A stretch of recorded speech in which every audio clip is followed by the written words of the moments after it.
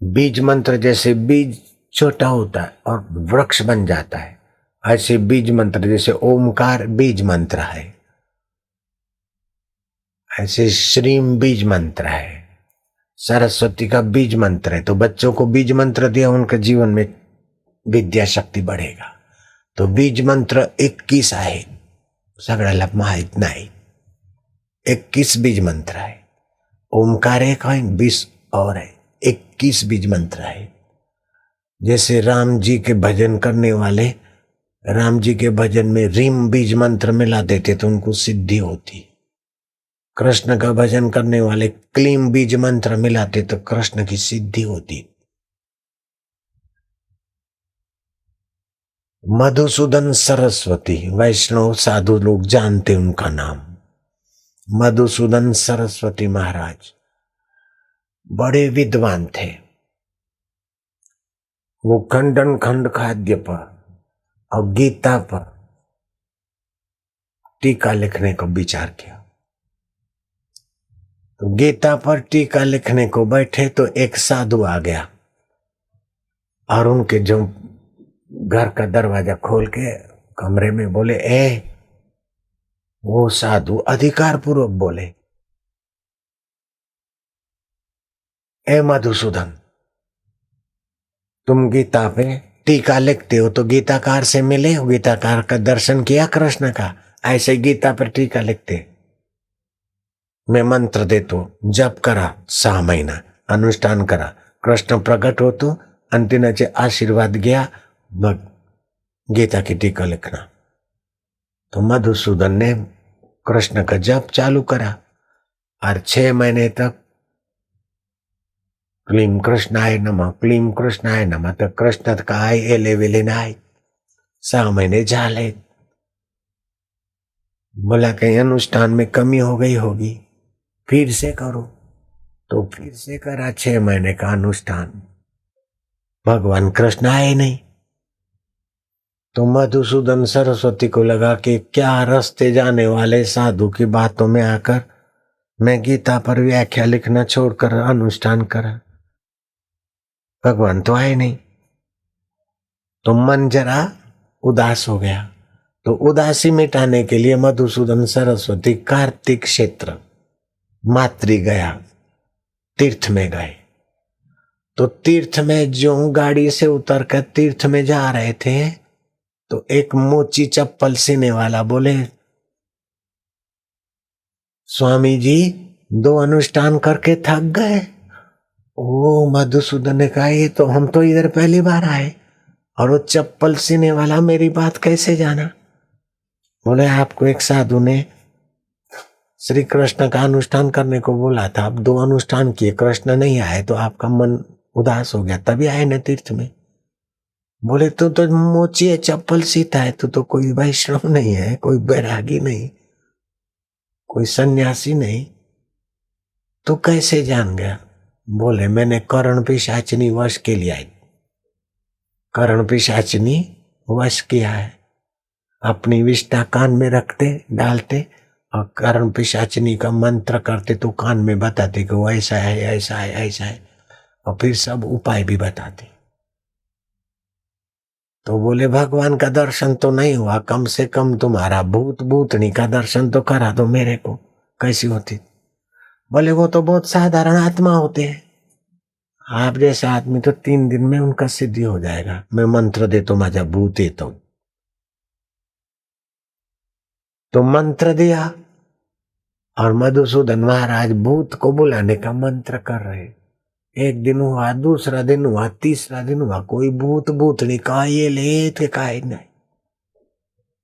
तो मधुसूदन बोला भाई ये तो 72 घंटे हो गए, 73 हो गए और तेरा भूत का भी दर्शन नहीं होता है, क्या हम इतने पापी है क्या।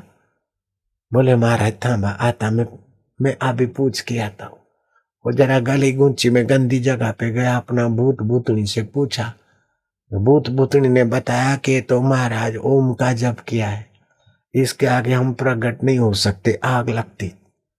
और इन्होंने 2 बार श्री कृष्ण का अनुष्ठान किया है, अब इनको बोलो थोड़ा सा और करेंगे।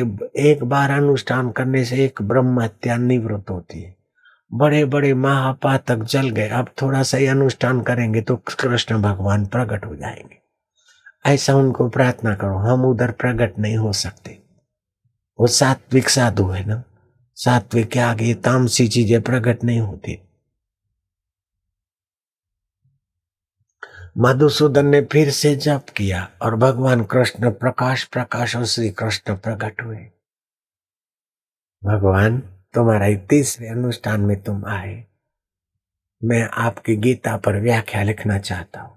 भगवान ने कहा सफल होगी।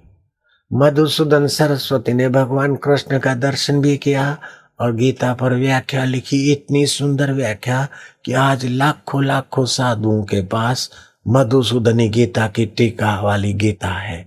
हम भी गीता की व्याख्या करते तो मधुसूदनी टीका पर व्याख्या करते। ऐसे ही एक दूसरे संत थे, वो 24 साल तक काशी में पढ़े, विद्यारण्य स्वामी।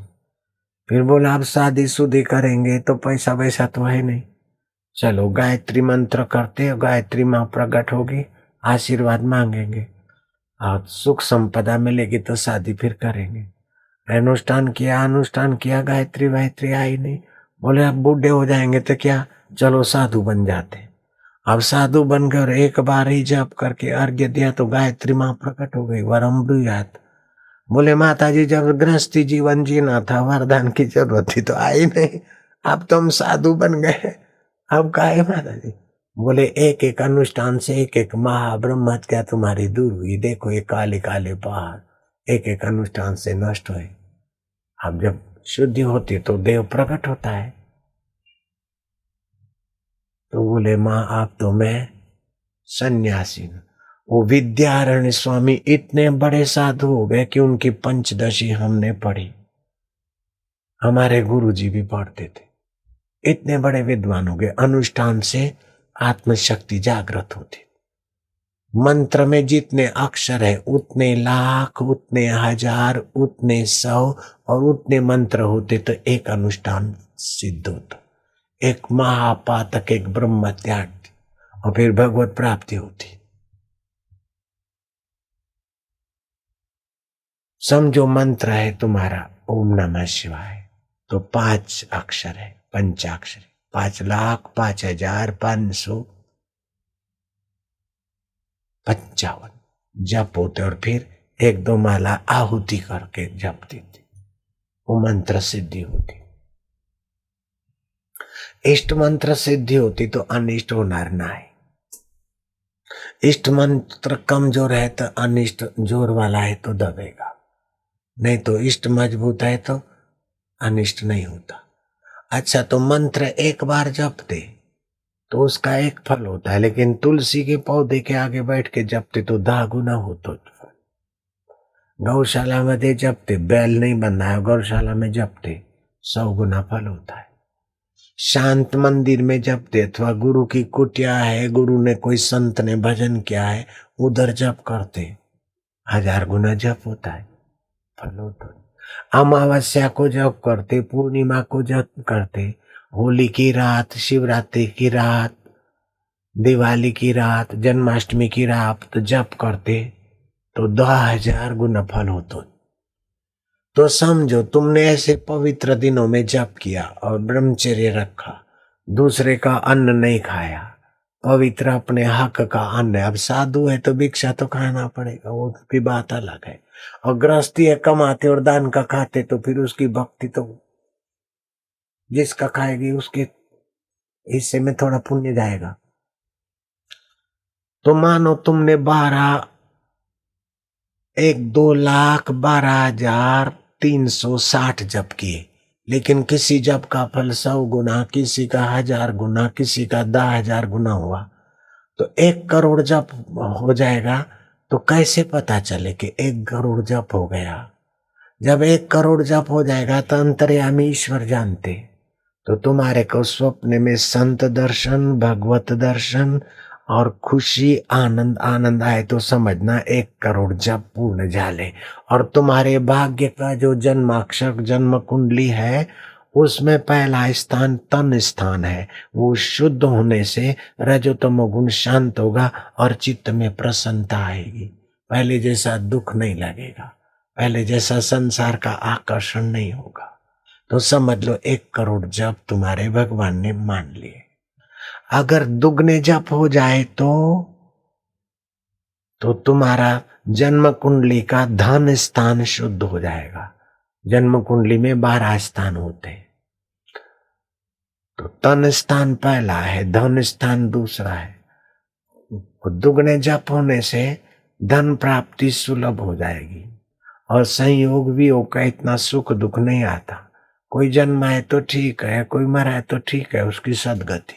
हाय रे बाबा रे, हाय रे, हाय रे, हाय रे मुला रे, ऐसा बेवकूफी नहीं रहता है।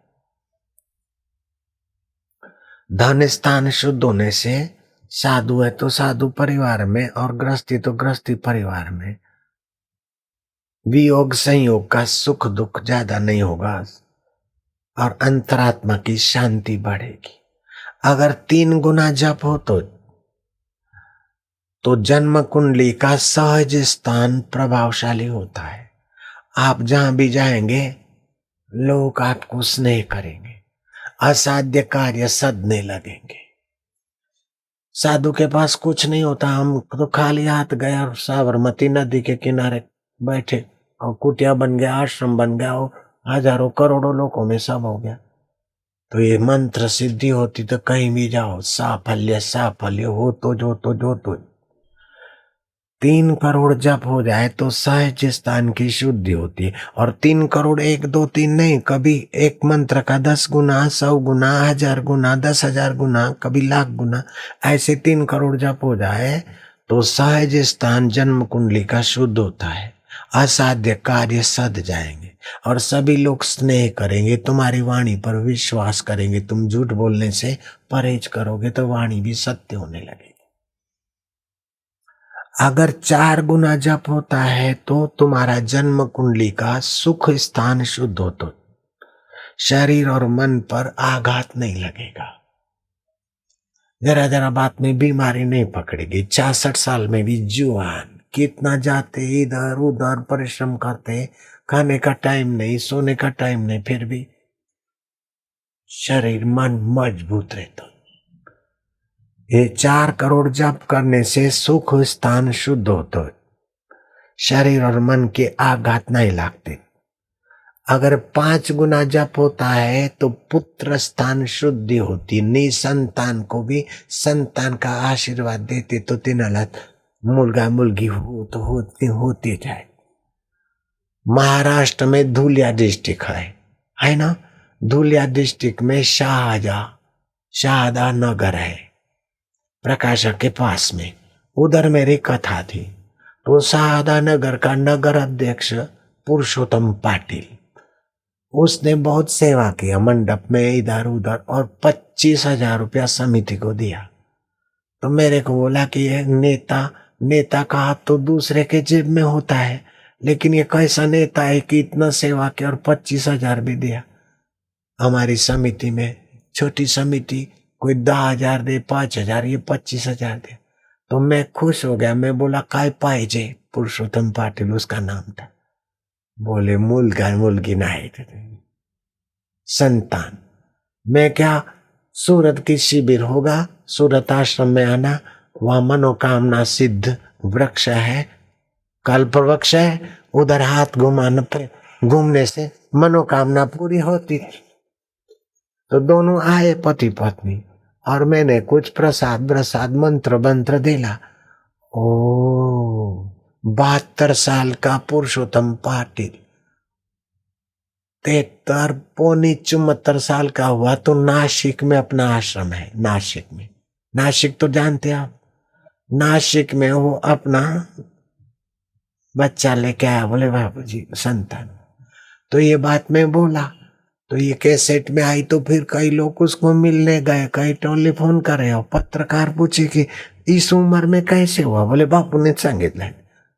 अब बापू काय करते, बापू काय नहीं काय करते, इष्ट मंत्र का प्रभाव है, भगवान की कृपा है। मैं कहा ही नहीं कर। कल बरसात आ रही थी, प्रार्थना किया तो बरसात वो तिथि नहीं हुई। हे मेघ राजा, स्तंभ आया, बस बटन बंद। जिसने कल देखा वह हाथ ऊपर करो। मेघ राजा का हमारा दोस्ती कैसी पक्की है ना, देखा ना। हाँ, ऐसे वर्षा आगच्छ तो वर्षा देतीच। तुम्हारा हृदय शुद्ध पाहिजे, अभिमान करू नका। शुद्ध हृदय की बात भगवान देवता सब मानते। शुद्ध हृदय वाले को विघ्न बाधा आते उसको और चमकाते, उसको तकलीफ नहीं होती। शुद्ध हृदय वाले के लिए आग की लपटें भी शीतल हो जाती।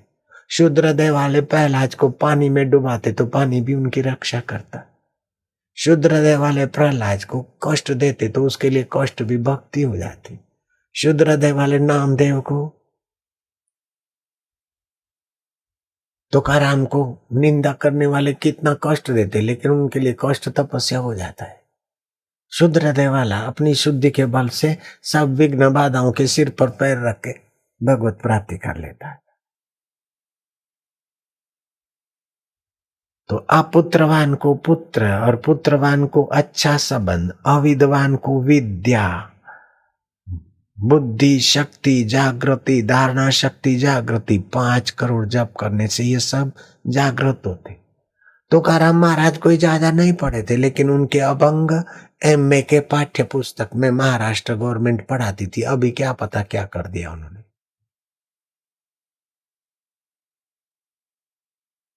तुकाराम महाराज, कबीर जी कोई खास पढ़े नहीं थे। हमारे गुरु जी तो 2 घंटा स्कूल में गए कि 5 घंटा गए, मेरे को पता नहीं। वो साइन करने में बहुत देर लगती थी गुरु जी को। और हम भी ज्यादा नहीं पढ़े, लेकिन पढ़े हुए लोगों को उनके शिक्षक, उनके पीएचडी वाले बोलते बापू का सत्संग सुनो फिर तुम पीएचडी करेगा। ये सब भगवत कृपा का प्रताप है ना। तो धारणा शक्ति की वृद्धि होती है। अगर 6 गुना जप हो जाता है तो शत्रु स्थान शुद्ध हो जाता है। तुम्हारे लिए कोई शत्रुता करता है तो तुम्हारा कुछ नहीं बिगड़ेगा। कुदरत उसको, भगवान अपना अपमान तो सह लेगा, तुम्हारा अपमान प्रकृति और भगवान नहीं सहते। जैसे तुकाराम को उखलता हुआ पानी डाला शिवोबा कासर की पत्नी ने, तो फूले उसी को बाई को हुए। पानी तो तुकाराम की पीठ पे डाला और फूले उस बाई को हो गए।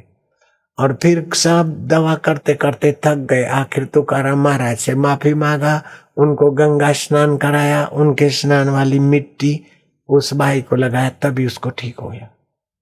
तो ये शत्रु स्थान शुद्ध हो जाता है। तो साधु का अपमान करने वाले को कुदरत तकलीफ करती, असाधु का आदर करने वाले को कुदरत खुश रखती।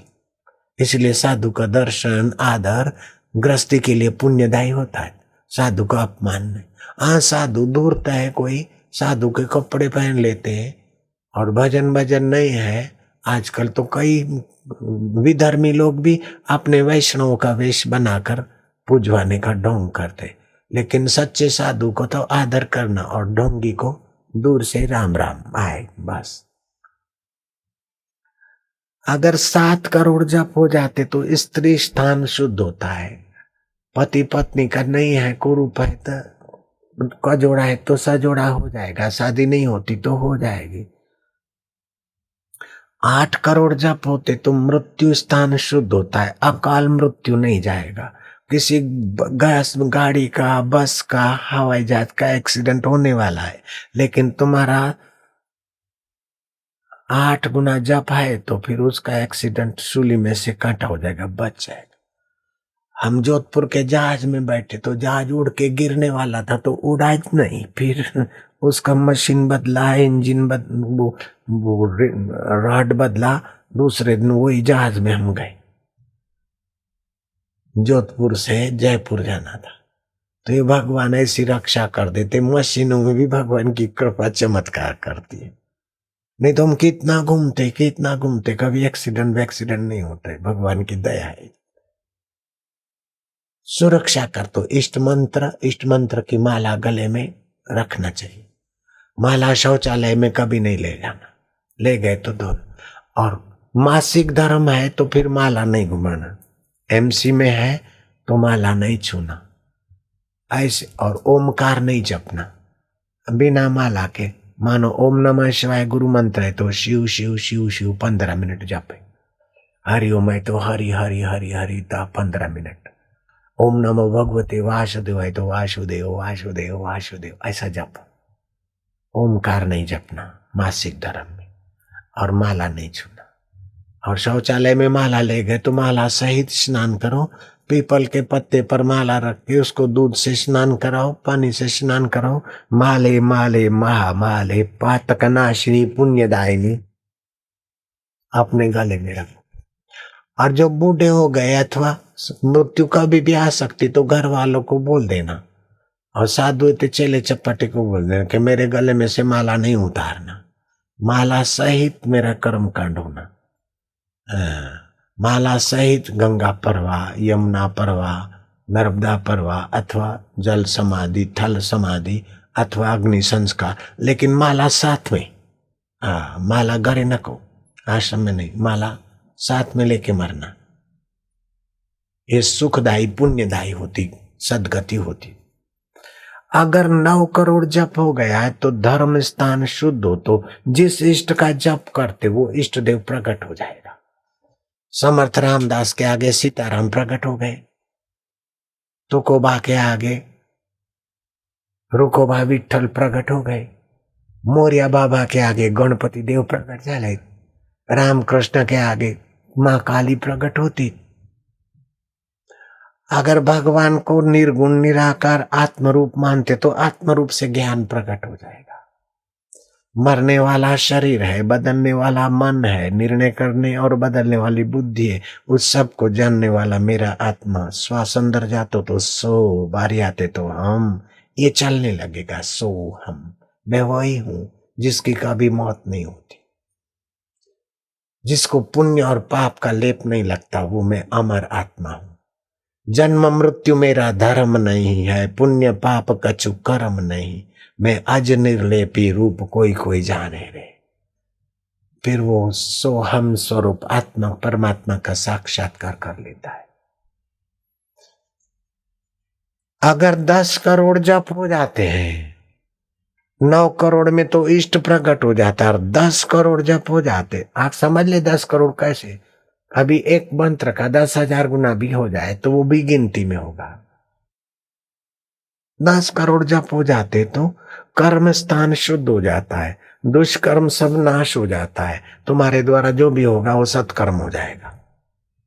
जैसे हनुमान जी लंका जलाते तो भी दुष्कर्म नहीं है, सत्कर्म हो जाएगा। अंगद पैर पटक के रावण को सीख देते, मेरा पैर को नहीं हटा सकता है तो अहंकार की बात। सब लोग बल लगाते, पैर नहीं हटता, फिर रावण आता है अंगद का पैर ऊपर उठाने का, तो अंगद बोलते मेरे पैर क्या पकड़ता है, राम जी के चरण में जाना। तो है तो अभिमान जैसी बात, लेकिन अंगद को अभिमान का पाप नहीं लगता है, उसके कर्म शुद्ध हो जाते। काज हमार हित तासु होई, राम जी ने कह दिया था अंगद को, तो ऐसा बर्ताव करना अपना काम हो जाए और हित रावण का हो जाए। तो जिसके 10 करोड़ जप हो गए उसका व्यवहार ऐसा हो जाएगा राम जी जैसा। काज हमारे हित तासु होई, सबके लिए हित की भावना होगी। सर्वभूता हिते रहता, सबका हित तो नहीं कर सकते, लेकिन सबके हित की भावना से तुम्हारा हृदय शुद्ध हो जाता है। अपनी अहंता ममता मिट जाए। 2 ही कारण है, अहंता शरीर को मैं मानना और वस्तुओं में ममता रखना। इसी से भक्ति की बरकत कम हो जाती, जीवन में तकलीफ होती है। तो अहंता ममता मिटा दो तो बस आनंद आनंद। बोले अहंता ममता बड़ा विघ्न है, बड़ा दुखों का मूल है अहंता ममता। भगवान रामचंद्र जी प्रसन्न वदन बैठे थे। लक्ष्मण ने देखा कि बहुत दिन से मेरे मन में प्रश्न है, प्रश्न तभी पूछना जब होए संत भगवंत अनुकूला, जब होए संत अनुकूला। तो अभी संतों के संत भगवान श्री रामचंद्र जी प्रसन्न है, अनुकूल है। लक्ष्मण लाला भगवान राम जी को प्रणाम करते, राम जी का ध्यान खींचा। लखन भैया क्या कुछ प्रश्न है क्या? बोले हाँ प्रभु। ये आपकी माया दुस्तर है। वो कैसी माया है मेरे को समझ में नहीं आती। आप बताओ आपकी माया कैसी तरह और कैसी दुस्तर है। राम जी ने कहा लखन भैया मैं अरु मोर तोर की माया बश कर दीनी जीवन काया। ये शरीर में हूं और ये वस्तुएं मेरी है। अरे शरीर में कैसे हूं? पहले शरीर नहीं था, बाद में नहीं रहेगा, अभी भी नहीं के तरफ जा रहा है। शरीर में कैसे हूं? लेकिन माया से ऐसा मानता है। और वस्तुएं भी पहले नहीं थी, सब छोड़ के तो मरना है। जो पहले नहीं थी बाद में रही नहीं थी नहीं रहेगी, उसको अपनी नहीं है ऐसा ही मानने में क्या जोर लगता है। जो पहले शरीर नहीं था बाद में नहीं रहेगा, उसको मैं नहीं मानने से क्या जोर लगता है। बोले है तो बात सच्ची, लेकिन ये ममता अहंता छूटती नहीं। अरे अपनी बेटी है ना, शादी करके जाती है, जीवन भर माँ बाप के घर में खाया पिया, फिर ससुराल जाती है, तो फिर माँ बाप का घर अपना नहीं मानती। अपना मानती क्या? ओ पति का घर अपना मानती है। और बड़ी हो जाती है, सासू हो जाती है, दादी हो जाती है, और उसके बेटे बेटी पोता पोती शादी करते और बहू आती, तो बोले कल की लड़की इधर घर आई, पराए घर की लड़की इधर आई और हमारा मानती नहीं। अब उस दादी को पता नहीं कि तू भी तो पराए घर में आई थी, उसको अपना मानती है। वो नानी बन के बैठी तो बोले मेरा घर है ये, पराई जाई आई, तो तू भी तो पराई जाई होकर आई थी।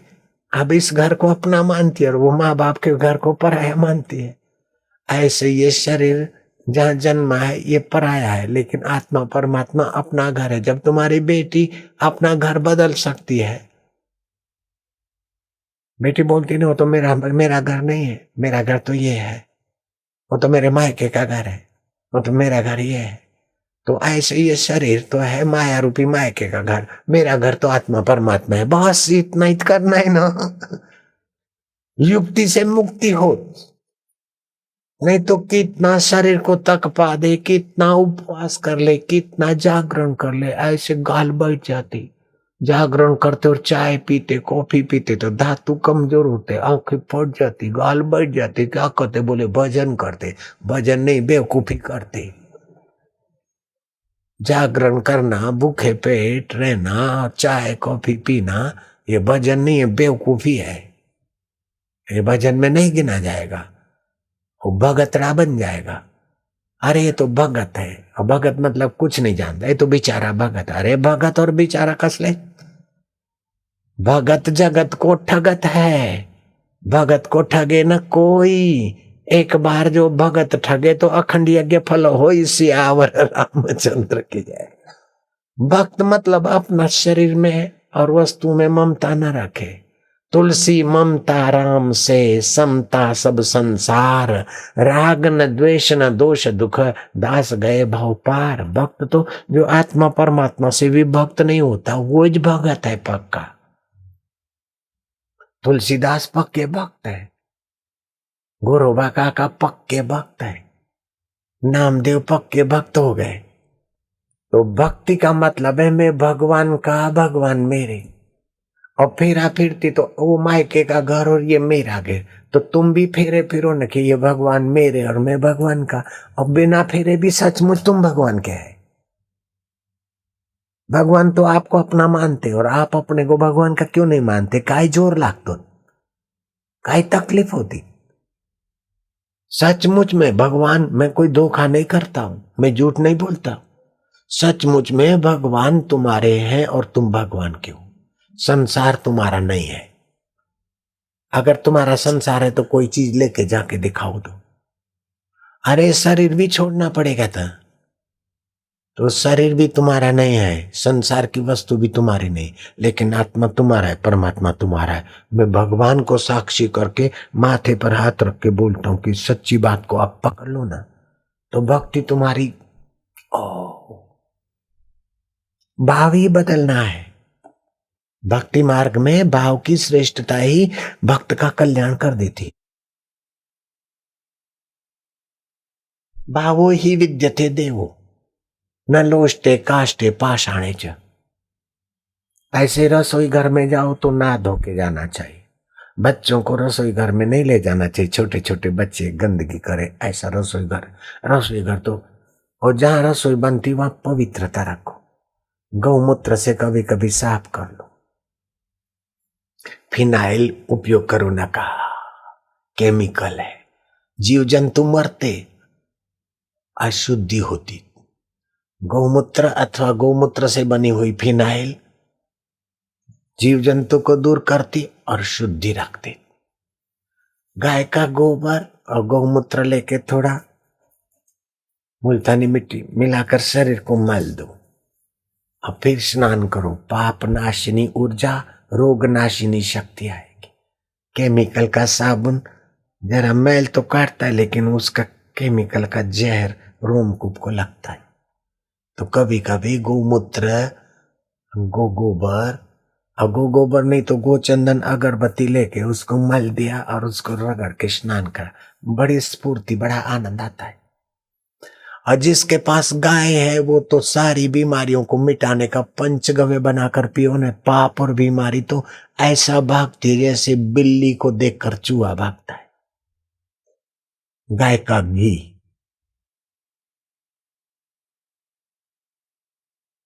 गाय का दूध, गाय का 8 चम्मच गाय का दूध, 8 गाय का दही, उतना ज वजन, और 8 गाय का मूत्र, और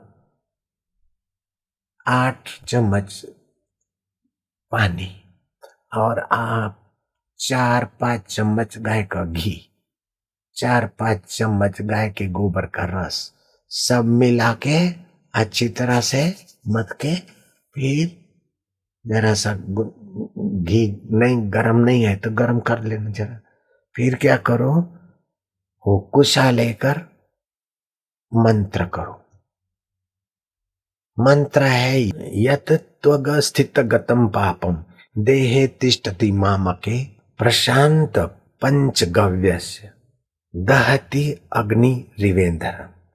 ए मेरे शरीर में और हड्डियों तक में जो पाप रोग है और मन बुद्धि में जो पाप ताप है, वो सब इस पंचगव्य के पान करने से, हे सूर्य देव, हे अग्निदेव, उन सब का दहन हो।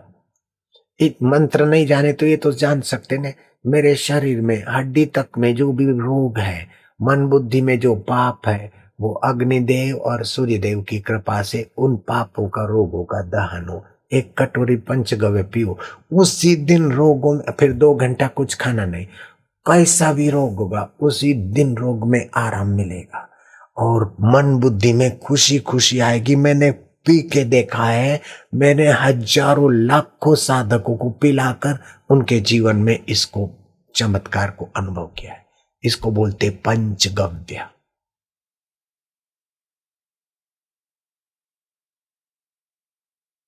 तो एक मंत्र देता हूं जिससे पीलिया की तकलीफ हो, जॉन्डस हो, कमड़ा हो जाता है ना, तो अंग्रेजी दवाइयों से कमड़ा नहीं मिटता है। मेरा भाई उसी में मर गया, लाखों रुपया खर्चा करते लेकिन नहीं मिटता। होम्योपैथी आयुर्वेदिक में तो मिटता है, लेकिन अंग्रेजी दवा वाले दमा की बीमारी नहीं मिटा सकते। जिसको भी दमे की बीमारी है, शरद पूनम के शाम को आ जाए, जहां भी मेरा सत्संग होता है। शरद पूनम की रात को खीर बनती, सबको खीर देते। वो खीर में एक साधु आते, वो बूटी देते, वो बूटी डाल के खाओ और रात को थोड़ा घूमो। एक दिन में दमे की बीमारी लाखों रुपए में नहीं मिटती और भक्त को ऐसे ही मिटती। कान में ऐसा है, वैसा है, गड़बड़ी है, ये बीमारी है, वो बीमारी है, कान से वो गुरु गीता का पाठ करो, सुबह सूर्य नारायण का चिंतन करके बड़ के पत्ते को तोड़ो, उसका दूध कान में डाल दे, अपने आप कान चकाचक हो जाएगा। कान की तकलीफ छू, जरा सा उसमें थोड़ा सा एक काली मिर्च का पाउडर डाल दे, कान को जरा भर दो बढ़ के दूध से, और जरा सा काली मिर्च का पाउडर डाल दे, फिर 10-15 मिनट के बाद चांगला होता। तो मैं मंत्र दे दू, पीलिया का बीमारी मिट जाए, दिमाग कमजोर हो तो बलवान हो जाए, और पाचन तंत्र कमजोर है तो ठीक हो जाएगा, पति पत्नी में झगड़ा है तो ठीक हो जाएगा, शनिवार का ग्रह है 7.5 साल का, 5 साल का, वो 2 घंटे में ग्रह शांत होकर वापस चला जाएगा। ऐसा बीज मंत्र है भगवान का। जैसे ओमकार बीज मंत्र है, राम बीज मंत्र है, रीम बीज मंत्र है, क्लीम बीज मंत्र है, तसा एक महा सुखदायी आरोग्यदायी बीज मंत्र में दे दो। जिन्होंने गुरु मंत्र लिया उसको बीज मंत्र से फायदा होता है। और गुरु मंत्र नहीं लिया तो गुरु गीता का पाठ करना, तुलसी को पानी देना, तुलसी के पत्ते कटोरी में रखना, थोड़ा पानी रखना।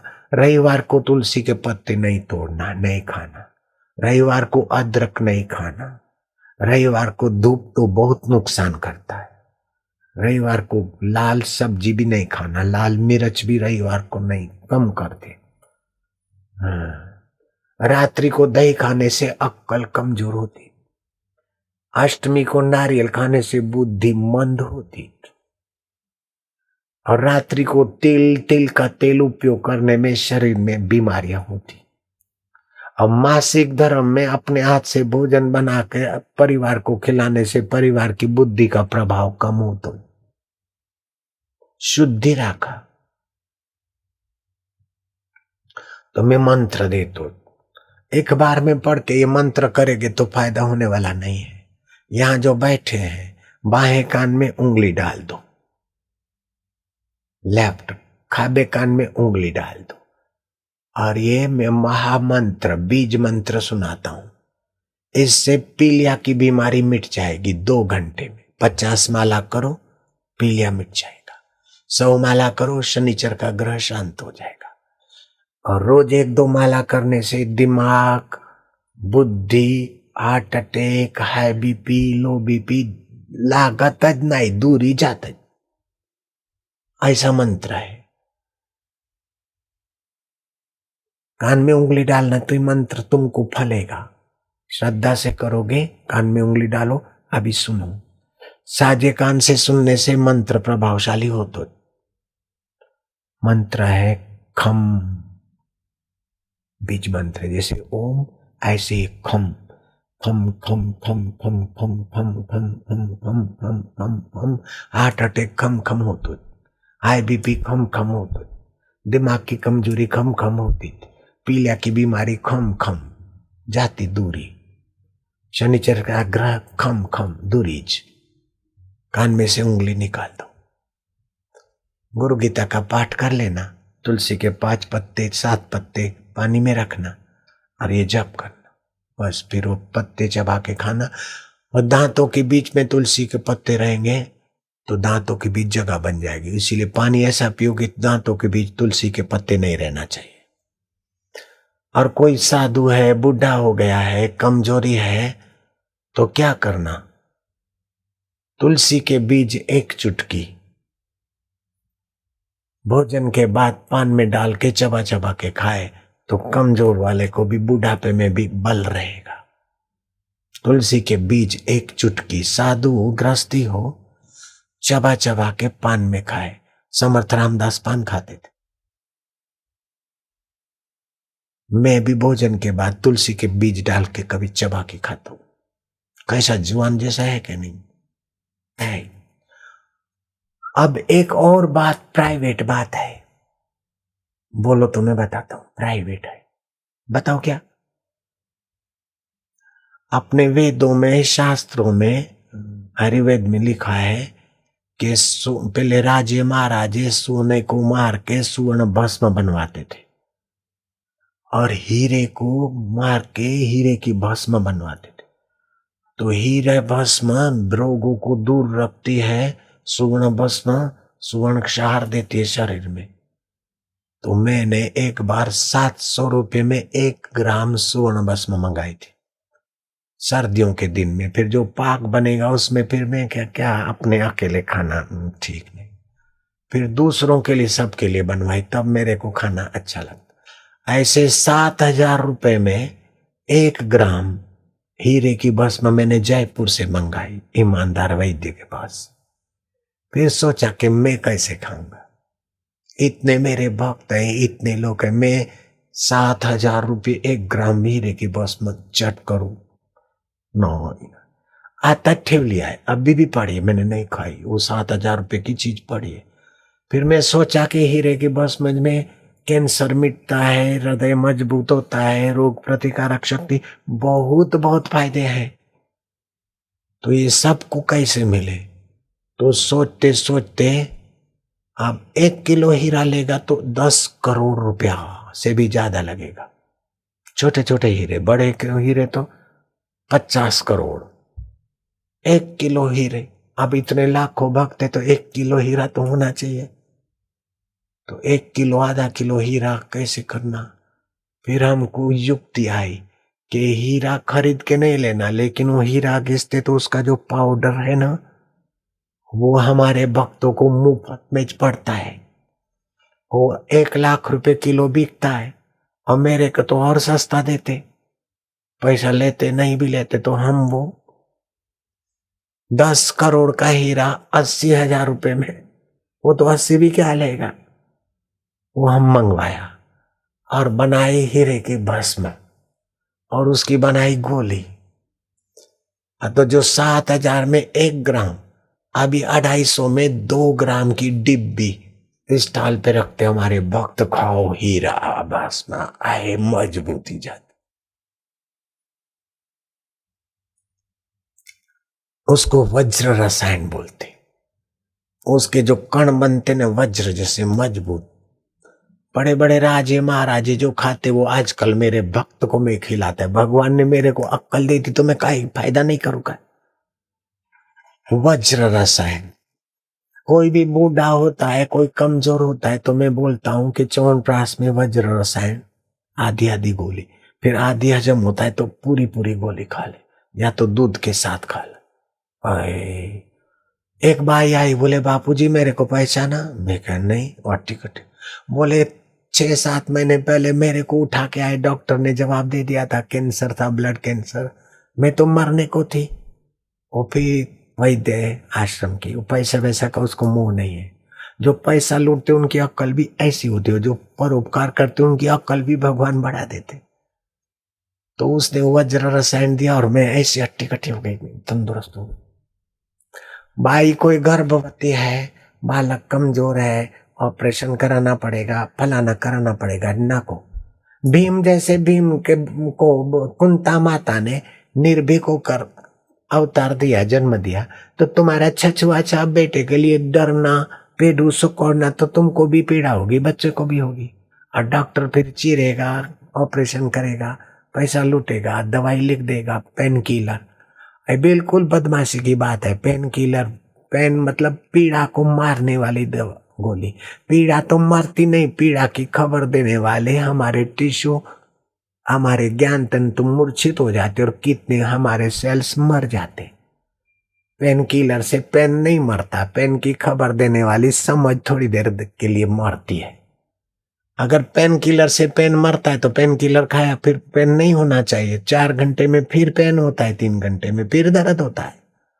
ऐसे मासिक धर्म को रोकने के लिए, लाने के लिए माइया पेन किलर खाते या मासिक लाने के बहुत नुकसान होता है। बेटा नको, थोड़ा कष्ट सह ले। और कोई भी मासिक धर्म की तकलीफ है तो तांबे के बर्तन में 1.25 लीटर पानी रख दे और दूसरे दिन सुबह कुल्ला करके, दातुन ने खाली कुल्ला करके दाया नाक बंद करके वो पानी पी ले। 8 दिन में कैसी भी ट्यूब खराब है, गर्भ नहीं होने वाला है, बच्चा नहीं होने वाला है, ये बीमारी है, मासिक ज्यादा आता है, कम आता है, पीड़ा होती है, देरी से होता है, कब्ज आता है, सब 8 दिन में तो गई बीमारी, गेली गेली ते गेली, पुढे येणार नाही। और रोज पिया तो सब आते बाते सफर है। डबल रोटी खाना हो, मैदा आंतों में चिपकते, उसके कौन फिर जल्दी बूढ़े बन जाएंगे, आंतें कमजोर हो जाती। वो प्रसिद्ध एक्टर बेचारा, उनकी आंतें खराब हो गए, वो डबल रोटी खाए होंगे। उनको बचपन में सत्संग मिला होता तो नहीं खाते। अपने बच्चों को बिस्किट, डबल रोटी, chocolate, fast food, Pepsi, Coca Cola ये बहुत नुकसान करता है। चाय, कॉफी नको। खाली पेट चाय तो दुश्मन के बच्चे को भी नहीं देना, उसका वीर्य ग्रंथि कमजोर हो जाएगी।